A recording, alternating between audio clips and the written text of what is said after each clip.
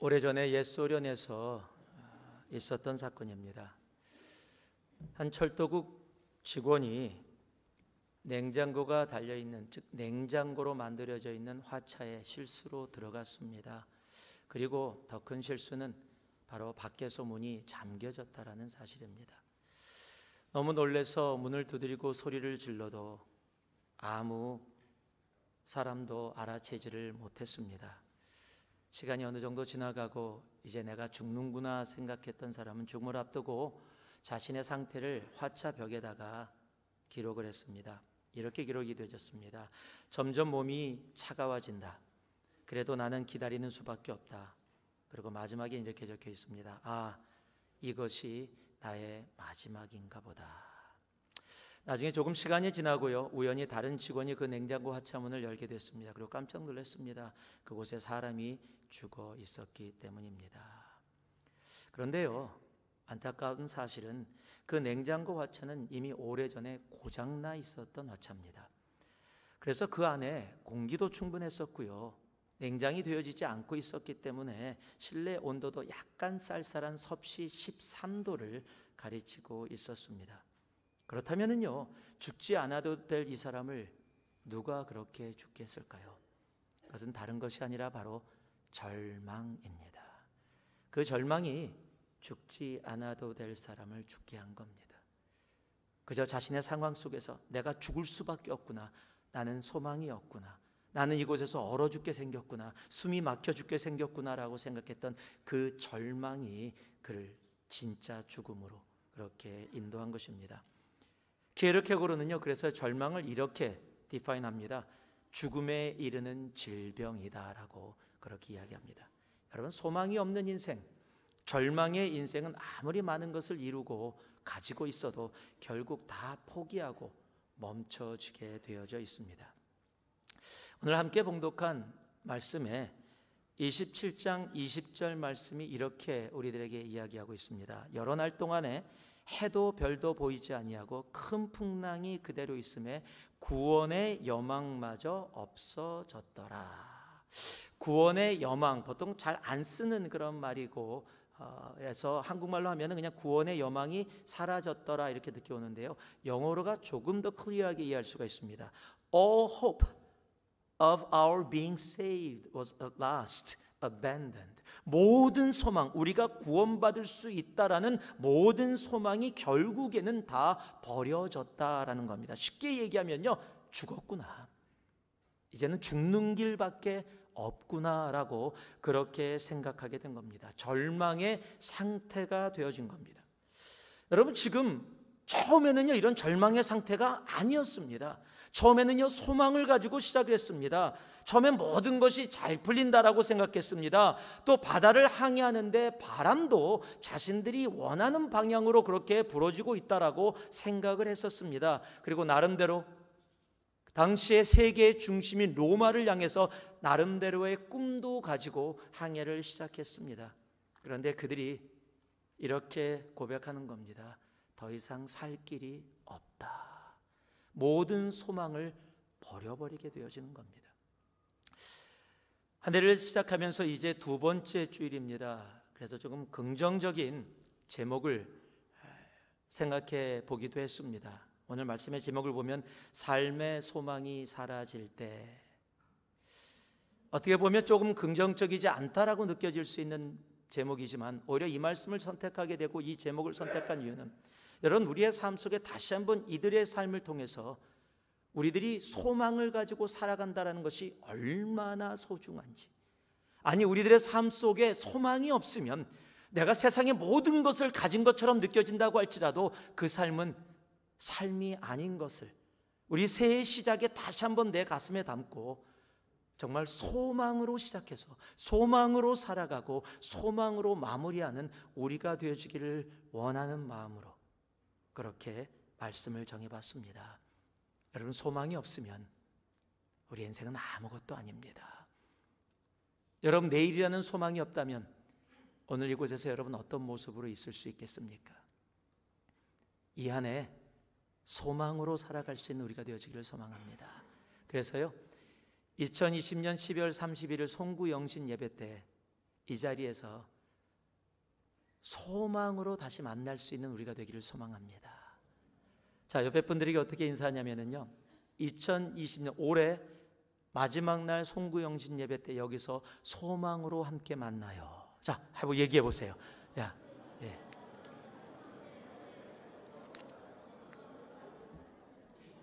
여기서 만나는 겁니다. 예. 제가 분명히 말씀드렸습니다. 여기서 만나는 겁니다. 예. 오늘 말씀은요, 소망으로 시작했던 인생이 절망으로 이루어지는 그 과정을 통해서 정말 왜 이 사람들이 이렇게 소망으로 시작한 인생을 절망으로 나아가게 됐는지를 우리들이 배우게 될 것입니다. 그래서 그걸 통해서 우리는 정말 소망으로 시작해서 소망으로 나아가는 우리들의 삶이 되어지는 배움이 있기를 소망합니다. 우리 13절 말씀 같이 한 목소리로 다시 한번 읽습니다. 같이 읽겠습니다. 시작. 남풍이 순하게 불매 그들이 뜻을 이룬 줄 알고 닷을 감아 그레데 해변을 끼고 항해하더니, 첫 번째 소망으로 시작한 그들의 삶이 절망으로 나아가게 된 이유가 바로 이것입니다. 한번 쫓아가시기 바랍니다. 환경을 쫓아갔기 때문입니다.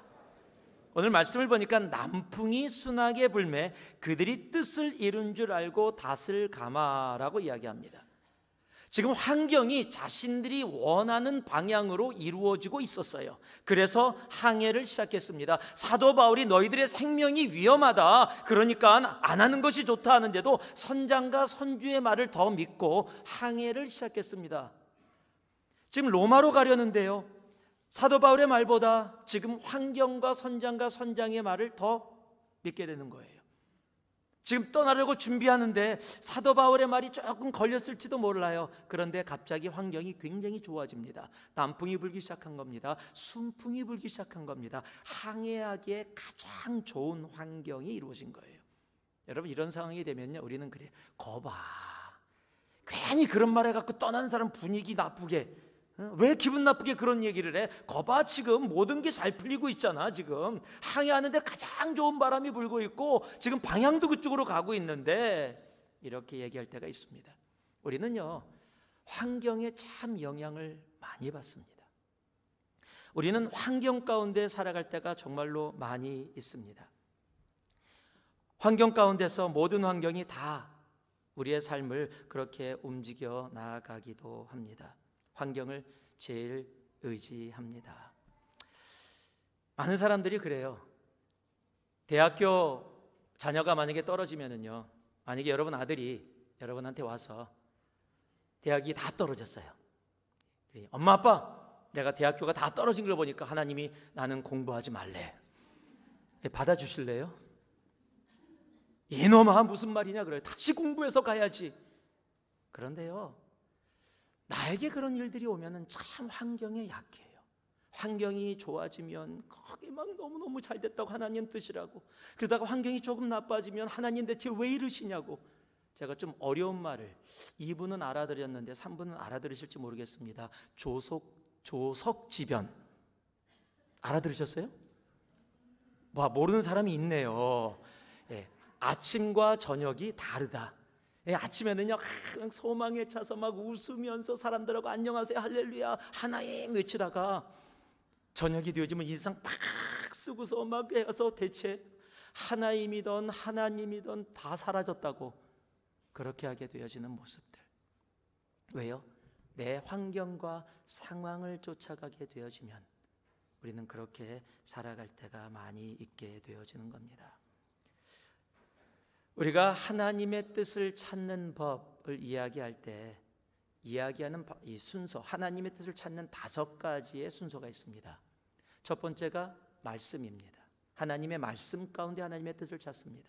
두 번째가 기도입니다. 기도 가운데 성령께서 말씀해 주시는 가운데 하나님의 뜻을 찾습니다. 세 번째가 영적 지도자들입니다.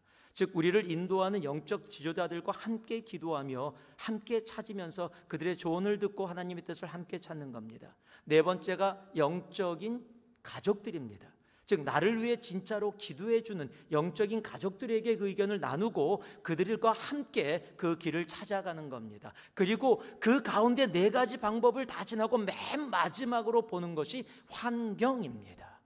그런데요, 우리는 보통 거꾸로 나아갈 때가 되게 많아요. 거꾸로 나아가서 환경이 내 삶에 이루어지면 그것이 하나님의 뜻이다, 안 이루어지면 하나님 대체 왜 이러세요? 라고 환경에 따라갈 때가 너무도 많이 있습니다. 우리가 잘 아는 잠언 14장 말씀을 보면은 우리들에게 이렇게 말씀해 줍니다. 어떤 길은 사람이 보기에 바르나 필경은 사망의 길이니라. 신앙이 눈에 보이는 신앙은요, 눈에 보이는 내가 느끼는 상황을 의지하면 그 순간부터 나는 소망을 떠나서 소망이 없는 절망의 길에 들어서게 되는 겁니다. 오늘 20절 말씀에 보면은요, 이 사람들은 환경으로 시작해서 환경으로 자신의 인생을 마무리합니다. 남풍이 불고 순풍이 부르니까 항해를 시작했어요. 소망을 가지고 시작했습니다. 그런데 우리가 함께 읽었던 20절 보니까요, 여러 날 동안 해도 별도 보이지 아니하고 큰 풍랑이 그대로 있음에 이들의 구원의 소망을 다 버렸던 이유가 뭐예요? 여러 날 동안 해가 보이지 아니하고 지금 계속해서 큰 풍랑이 계속 있으니까 소망을 내려놨어요. 바람이 부니까 소망을 가지고 출발했고, 지금 굉장히 상황이 힘들어지니까 소망을 내려놔요. 이들은 환경 때문에 살고 환경 때문에 죽는 인생이에요. 여러분, 이런 인생은 아무것도 이룰 수가 없습니다. 환경이 좋아지면 하나님께서 나와 함께 하신다, 환경이 나빠지면 하나님 대체 왜 이러십니까? 라고 하는 그런 인생이라면요, 그런 인생 가운데 이루어질 수 있는 것은 아무것도 없습니다. 여러분, 환경을 쫓아가는 우리가 되지 않기를 진심으로 소망합니다. 한 가정에 두 형제가 있었습니다. 형제 아버지는 심각한 알코올 중독자였습니다. 어렸을 때부터 그가 보고 자란 것은 술 먹고 맨날 술 취해 있는 아빠, 그 아빠를 보면서 엄마가 소리 지르고 그럼 거기에 반응해서 아버지가 그릇 던지고 오고 가는 그런 환경 속에서 살았습니다. 그리고 시간이 지났습니다. 형은 의과대학의 저명한 교수가 되었고요, 그래서 금주 운동을 전개하고 있었습니다. 동생은 알코올 중독자가 되어서 병원에 입원해 있었습니다. 두 사람을 다 인터뷰했습니다. 왜 둘의 삶이 이렇게 됐다고 생각하십니까? 그들의 대답이 동일한 이것이었습니다. 알코올 중독자인 아버지 때문입니다. 알코올 중독자라는 환경은 형이나 동생이나 같았습니다. 그런데 동생은 그 알코올 중독자라는 아버지 밑에서 나는 자랐기 때문에 나는 잘 될 수가 없어. 결국 그 피가 그 피지. 상황이 이런 거니까 이 환경 속에서 잘 될 수 있는 건 아무것도 없어라고 포기하고 절망했는지 모릅니다. 그리고 결국은 그는 알코올 중독자가 되었습니다. 그러나 형은 그 환경을 딛고 일어섰습니다. 그 환경에 눌리지 않았습니다. 환경을 쫓아가지 않았습니다. 오히려 환경 속에서 더 강하게 일어났습니다. 그래서 다른 모습으로 설 수 있게 되어지는 겁니다. 여러분, 우리의 삶에는요, 힘들고 어려운 환경들이 분명히 옵니다. 그러나 그 환경에 눌리면 아무것도 할 수 없습니다. 또 좋은 환경이라 그래서 그것이 다 하나님의 뜻이 아닐 수도 있다라는 사실을 알아야 합니다. 여러분, 환경을 쫓아가는 것이 아니라 정말 예수 그리스도를 쫓아가는 우리들이 되어야 합니다. 고린도서 5장 7절을 보니까요, 우리가 믿음으로 행하고 보는 것으로 행하지 아니함이로다 라고 말씀하십니다. 여러분, 믿음으로 사시기 바랍니다. 눈에 보여지는 환경에 정말 하루 기뻤다, 하루 슬펐다, 아침에 좋았다, 저녁에 슬펐다 하는 인생 되지 마시고 믿음으로 언제나 동일하게 같은 소망 가지고 달려갈 수 있는 우리가 되기를 주님의 이름으로 축복합니다. 그래서 성경은 이야기합니다. 믿음의 주여 또 온전케 하신 예수를 바라보자라고 이야기합니다. 우리의 눈에 환경이 보이지 아니하고 예수 그리스도만 보이는 소망의 삶이 되기를 주님의 이름으로 축복합니다. 두 번째, 이들은 또 왜 절망했을까요? 14절에서 17절 말씀을 제가 읽어드리겠습니다.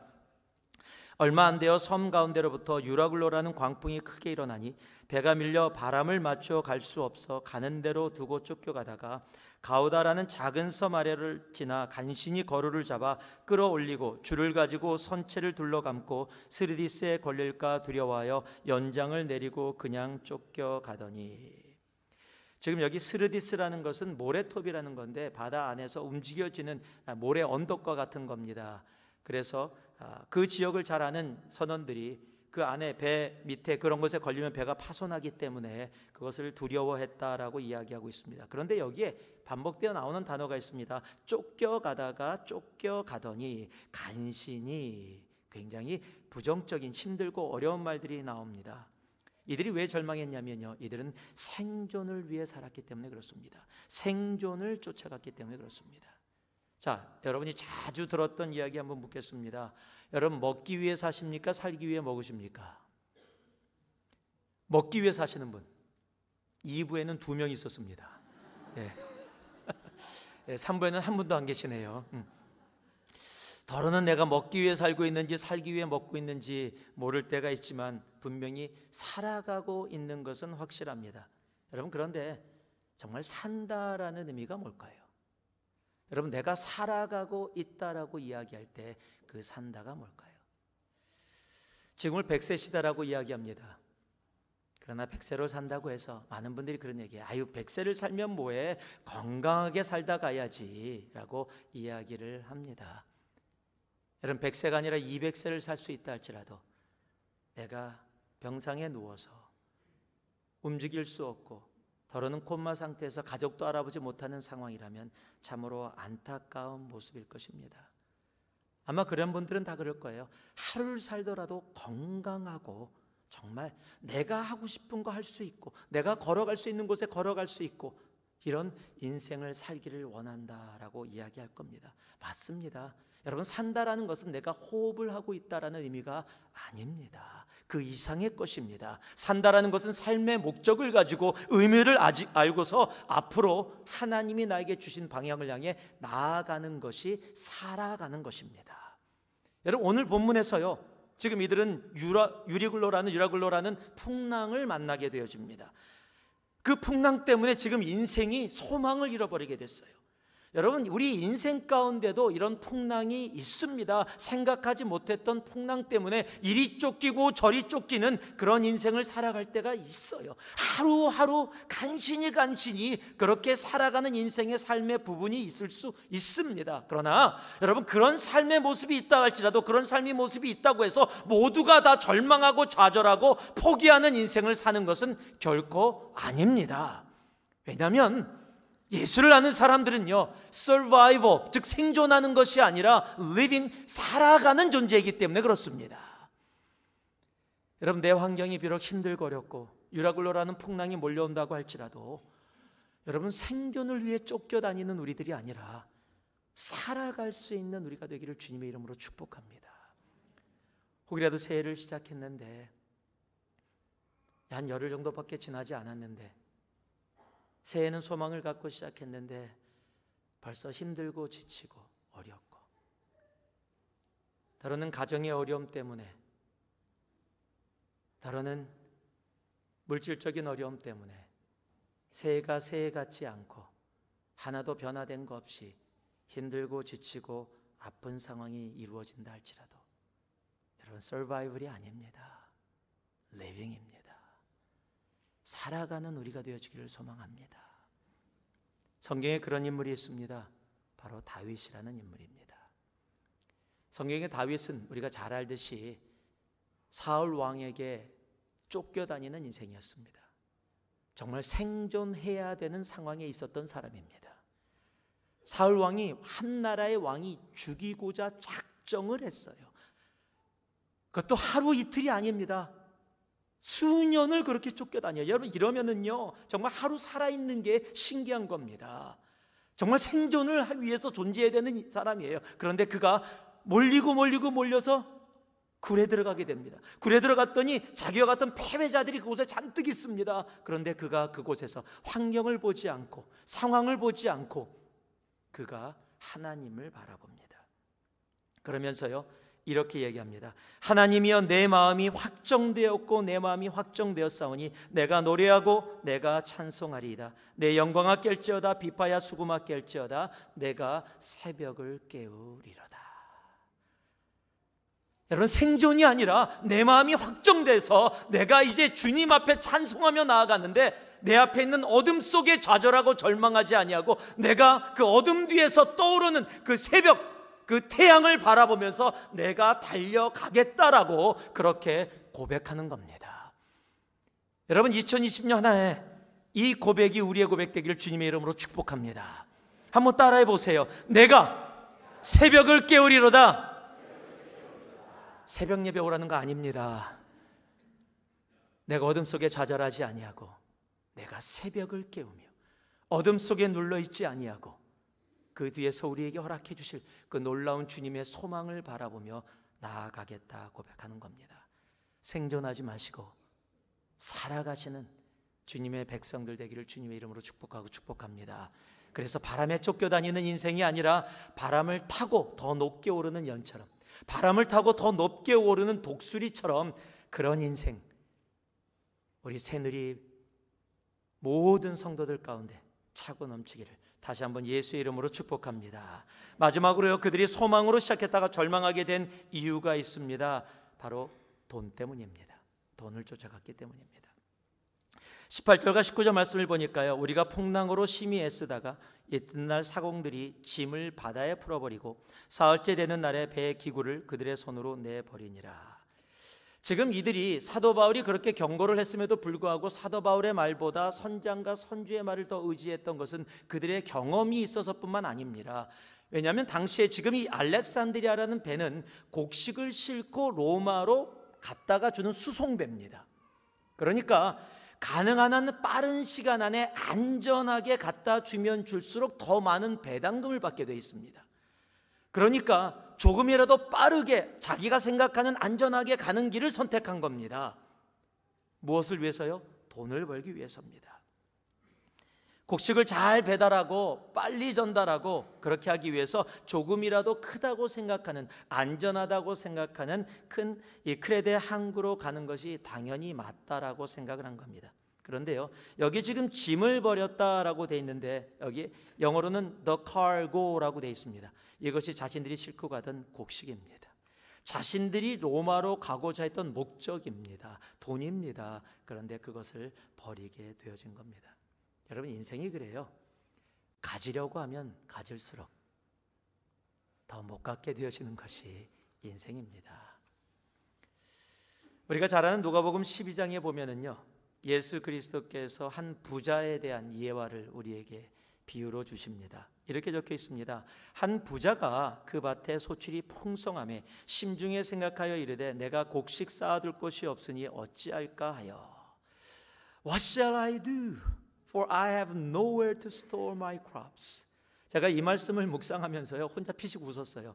저한테는 어떻게 들렸냐면, 우리 집에 요즘 조금 어려워서 엘리베이터 못 움직이고 있어 집에서. 저는 막 이렇게 들렸어요. 예? 지금 곡식이 너무 많이 들어와서 곡식을 쌓아둘 데가 없어서 What shall I do? 이거 걱정이 아니에요. 이거는요, 지금 자랑입니다. 와, 나에게 이렇게 많은 음식이 있다, 지금 자랑하는 겁니다. 그렇지, 또 이르되 내가 이렇게 하리라. 내 곡간을 헐고 내가 더 크게 짓고 내 모든 곡식과 물건을 거기에 쌓아두리라. 그러면서요, 또 내가 내 영혼에게 이르되 영혼아, 여러 해 쓸 물건을 많이 쌓아두었으니 평안히 쉬고 먹고 마시고 즐거워하자 하리라. 풍족합니다. 만족합니다. 가질 거 다 가지고 있습니다. 그런데 하나님이 말씀하십니다. 하나님은 이르시되 어리석은 자라고 얘기합니다. 오늘 밤에 내 영혼을 도로 찾으리니 그러면 내 준비한 것이 누구의 것이 되겠느냐 하셨으니. 여러분, 하나님이 허락하지 아니하시면 돈이요, 재물이요, 내가 가지고 싶은 거요, 그거 아무것도 아닙니다. 하나님이 허락해 주셔야 잠시 내가 사용할 수 있는 겁니다. 여러분, 하나님이 그에게 또 뭐라고 얘기하고 계신지 아세요? 자기를 위하여 재물을 쌓아두고 하나님께 대하여 부유하지 못한 자가, 지금요 그렇게 돈을 많이 갖고 있는데 하나님이 그를 향해서 뭐라고 해요? 너는 그냥 재물은 갖고 있는데 나에 대해서는 전혀 부유하지 않은 자다. You are not rich to me. 하나님 앞에는 가난한 자라는 겁니다. 어리석은 자라는 겁니다. 여러분, 하나님을 대하여 부유한 자가 되기를 주님의 이름으로 축복합니다.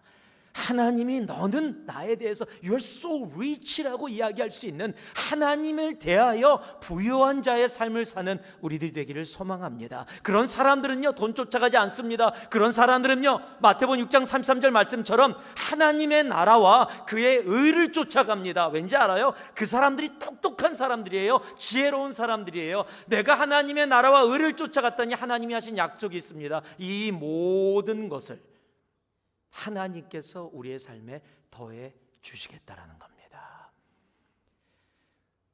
어리석은 자가 돈과 세상의 재물과 명예를 쫓아갑니다.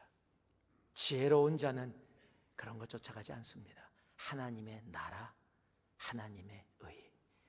그랬더니 하나님이 차고 넘치도록 채워 주시는 겁니다. 그런 사람이 하나님에 대하여 부요한 자입니다.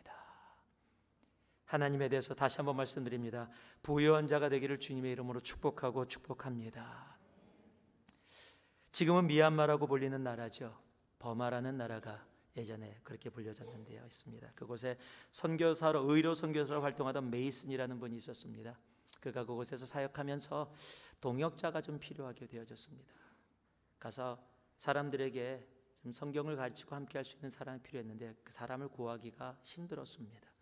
그런데 마침 한 뱃사공이 복음을 받아들이고 거듭나고 보니까 가능성이 참 많은 사람이에요. 말씀도 훈련했습니다. 기도를 하다가 그 사람에게 이렇게 의사가, 그 선교사가 도전을 합니다.